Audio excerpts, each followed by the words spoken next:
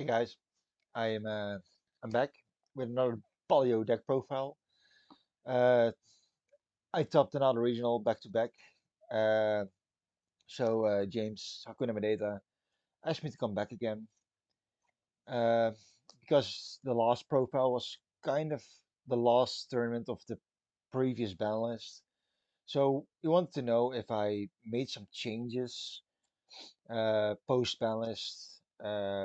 I made a couple of changes, nothing too spicy, but I just want I'm just gonna show you.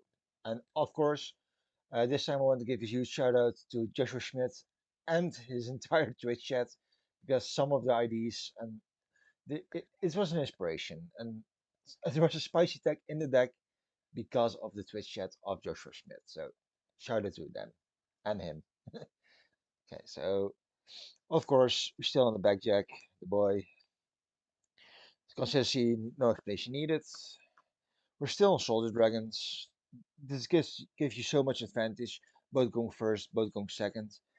It's it's crazy to play this into Tempai. If you're playing as Tempai, uh, I, I I usually just go straight for the Dragon Maid.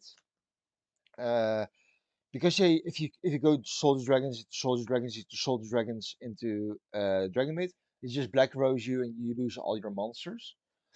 I'm still on three Dragon Maids.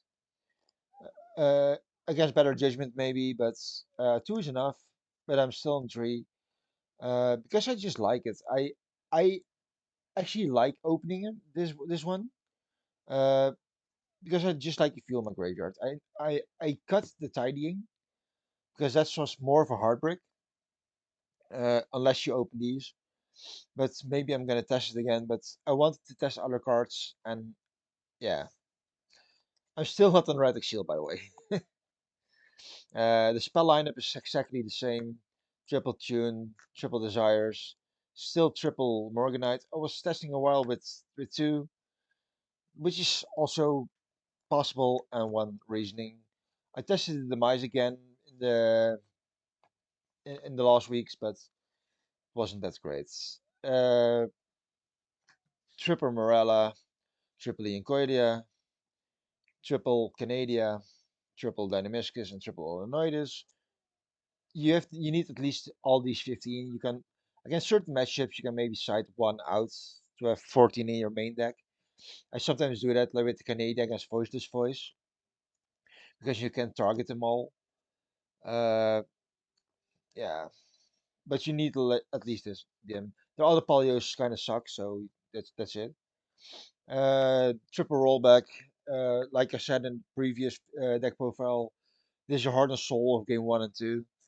Uh, but going into closer time, you side these out. But yeah, just an amazing card. If Polio ever gets hits on the balance, it's probably the one that's getting hit. Trap Trick, your best rollback targets, get you almost everything in your deck. And if you copy it with rollback, you don't have to get the restriction. Needlebug Nest, this gets ashed almost every time. Triple Karma Cannon, Interruption, Triple Fiend Griefing, Interruption, and Consistency. Okay, so I decided after the last regional in West End that I didn't want to play these anymore.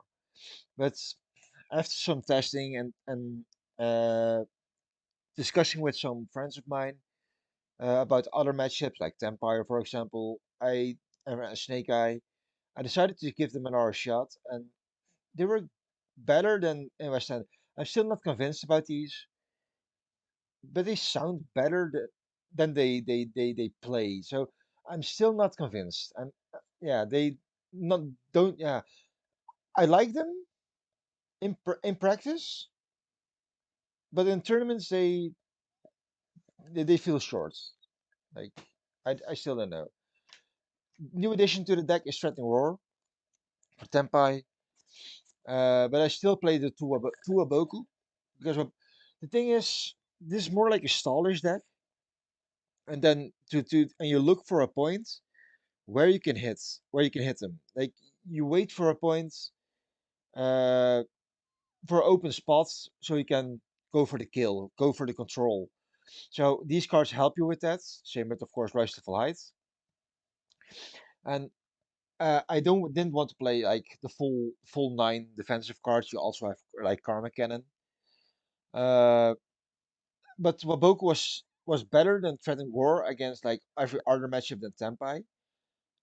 And I still want to play these, the Threatening War and the Waboku, for the reason Tenpai plays like Lightning Storm in the main deck. Some even play like RP Feather Duster in the main deck, and you don't want to get sacked by them. If they activate those and you don't have one of these, or a rollback face down with a Karma Cannon, for example, yeah, you just lose. You still lose to Tenpai, even though it's like a great matchup for you. You need these. And the last card in the main deck. Shout out again to the Twitch chat of Joshua Schmidt. Elemental Burst. It sounds like a funny and bad attack, but I resolved it like multiple times. I resolved it against my trap trick opponents. I resolved it against Runic. I resolved it. I think this tournament and the OTS the same weekend together, I resolved this like 5 times, maybe 6. Also, my Labyrinth opponent at the OTS Championship, he resolved this against me with his rollback on his field.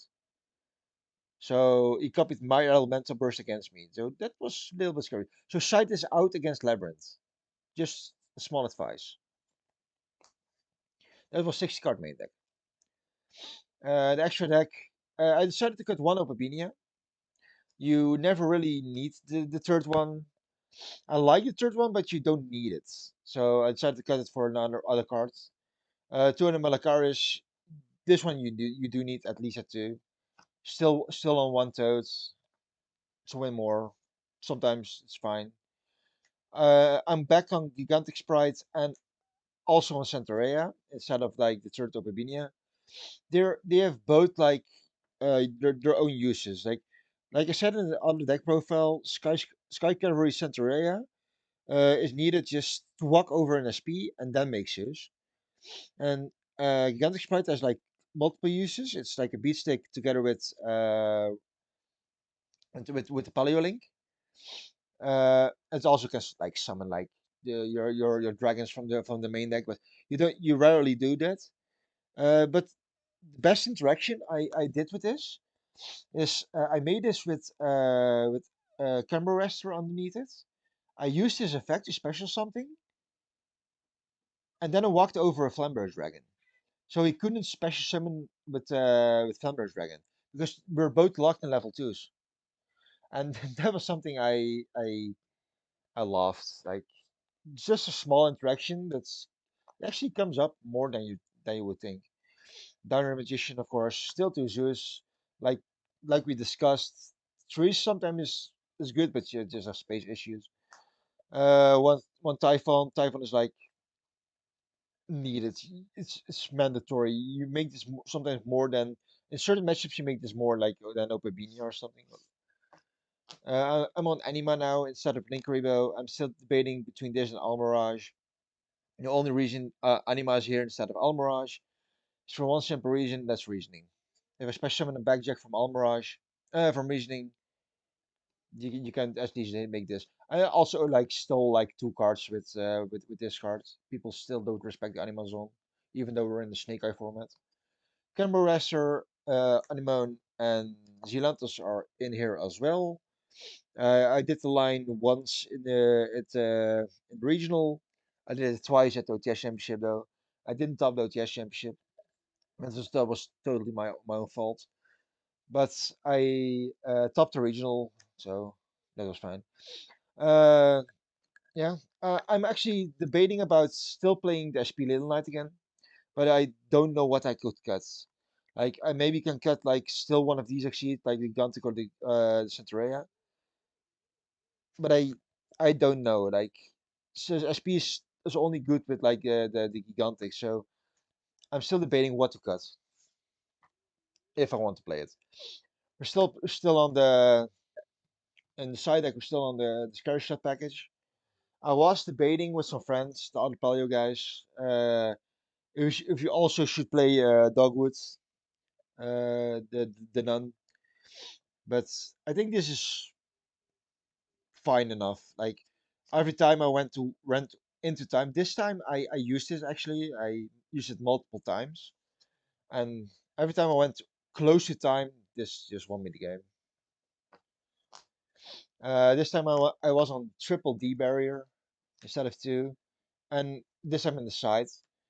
Uh, no explanation needed. I think this is just fine. I don't main this anymore because I don't know. I know because I wanted to test other cards. I think that's more the reason. I'm maybe just still gonna probably put this in the main deck. Maybe instead of the Ice Dragon's Prison. Triple Wedge Strike still a good card. It's not good again anymore against Pure Snake Eye because they don't have Baron anymore. But you need this against Voiceless Voice. Voiceless Voice is not an easy matchup. Certainly not an easy matchup. So you really need this. And even if they know about this card, they have to be scared of this card. So they maybe they won't negate it. So if you have like a trap trick in the graveyard with a rollback, they never negate your stuff if they know this card exists. I started two heavy storm dusters this time instead of the fairy wind. I'm still debating between these two, these two and the fairy wind. But this hits like more decks, like mirror match, joke, uh, and like labyrinth, centurion. This is good against. I play against trap trick. Shout out to Kenneth. Uh, so this hits more decks, in my opinion. Uh, Even though like fairy wind is also really good against Jubel. So then I played third Ice Dragon's Prison. Like the only reason Ice Dragon's Prison is, in my opinion, great is because of the Labyrinth matchup. Labyrinth is scary. Labyrinth is the most scary matchup we have. So for like multiple reasons, like they have like punishments, they have lady block chain blocks, on which they plus. They have the big welcome in the graveyards, which outs our bodies. Karma Cannon as well. But if you can like keep looping this and take out the ladies, and a lot of the Labyrinth players only play one lady anymore. So if you can loop this, you win. You just win. And then the last two cards I'm not certain about anymore are Fiend Comedians. This was also attack against Labyrinth, but also against Runic, Lightsworn. I did this once against a Lightsworn player this weekend, but it wasn't that great. So I'm not sure about this. This needs more testing, but I'm not sure about this cards. That was a deck profile. Some cards I'm still considering are Grave of the Super Asian Organism.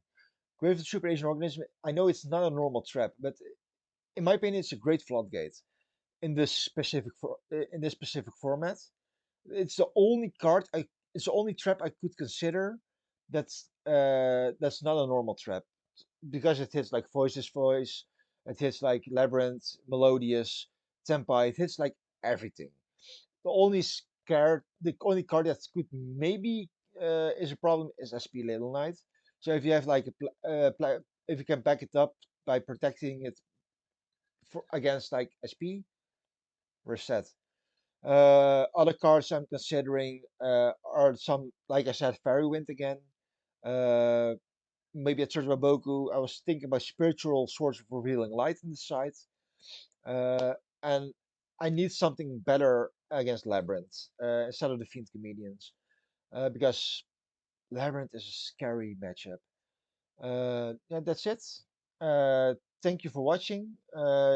Shout out to Hakuna Medeta for having me again. And shout out to Rob Jansen, Luc Vermeulen, again for this discussing.